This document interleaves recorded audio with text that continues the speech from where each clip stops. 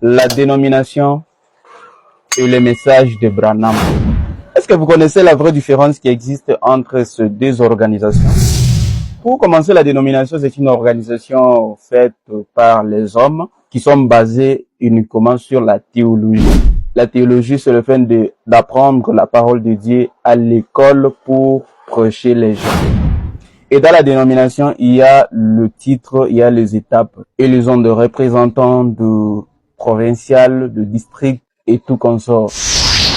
Et le message de William Branham, c'est un message de Dieu envoyé par Dieu lui-même, par son prophète appelé William Marion Branham, ici au temps de la fin. Et ils sont basés souvent par le Seigneur Jésus-Christ, c'est lui-même le conducteur.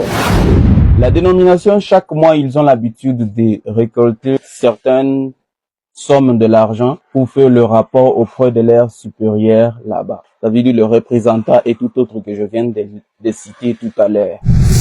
Ce qui n'est pas le cas dans le message de Branham. Dans le message de Branham, chaque église locale est indépendante. Ils dépendent toujours de leur propre pasteur élu par les croyants. Ils n'ont pas de compte à rendre auprès des personnes. Dans la dénomination, leur chant se base souvent sur la délivrance et le témoignage mal placé. Les témoignages sont basés seulement en parlant du fait que Jésus les a sortis de la boue et les a amenés dans la lumière. Ils ont une bonne vie, ce qui veut dire la réussite. Ils sont maintenant riches et cela suffit pour eux. Ils ne vivent pas la parole, mais au moins aller à l'église, c'est ça qui leur prouve vraiment qu'ils ont Dieu. Mais dans le message de Branham, cela n'est pas le cas. Dans le message de Branham, pour être appelé un vrai chrétien, tu dois passer par 3 étapes. Nous avons la justification, la sanctification et le baptême du Saint-Esprit. La justification, c'est le simple fait de vous baptiser dans l'eau. Là, vous avez gagné la communion entre frères et sœurs dans la chair. Et Dieu t'a donné raison, il a enlevé tous tes péchés. Ça, c'est juste un pas. Deuxième pas, c'est le fait de te sanctifier, vivre la parole par toi-même, sans qu'on vous force. Toi-même, tu regardes ça sur le mal et tu laisses le bien, tu continues à le faire. Et après la justification, la sanctification, et maintenant le Seigneur lui-même va regarder et te donner le baptême du Saint-Esprit. Le Saint-Esprit, c'est un gage que le Dieu nous donne pour être sûr et certain que tu appartiens à Dieu lors de l'enlèvement, tu iras au ciel. Et ces étapes là-bas, même si tu es pauvre ou riche, cela n'engage personne, c'est Dieu lui-même. Quand on est pauvre, ça ne veut pas dire que tu as Dieu, et quand on est riche, ça ne veut pas dire qu'on a Dieu. Mais les dénominationnels se focalisent seulement dans la pauvreté et la richesse, mais au moins ils vivent n'importe comment. Même leurs pasteurs, leurs chantres, regardez leur manière de s'habiller, regardez leur manière de parler, regardez la manière qu'ils vivent la parole. C'est ça qui va vous prouver vraiment qu'ils sont de Dieu ou des diables.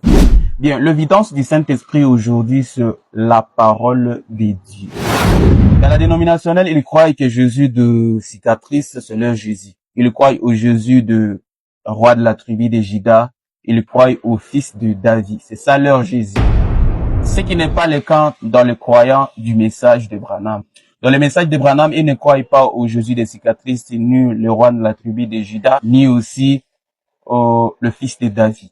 Ils croient aux paroles révélées de l'air. C'est ça qu'on appelle Jésus aujourd'hui. Croire à Jésus, ça veut dire vivre sa parole présente. Ce n'est pas tout justement le fait de confesser seulement que je crie en Jésus, que tu es sauvé, oh tu as Jésus. Non. Le Jésus que les croyants du message croient et le Jésus des croyants de dénomination croient, c'est tout à fait différent. C'est pourquoi il y a certains langages que le croyant du message parle qui est différent de langage des croyants de dénomination. Vous voyez? En fait, je suis presque à la fin de ma vidéo. Si vous avez aimé la vidéo, n'hésitez pas de partager, de liker et mettez vos envies dans les commentaires. Je n'hésiterai pas à vous répondre. En tout cas, partout où vous êtes, que le Seigneur vous bénisse richement.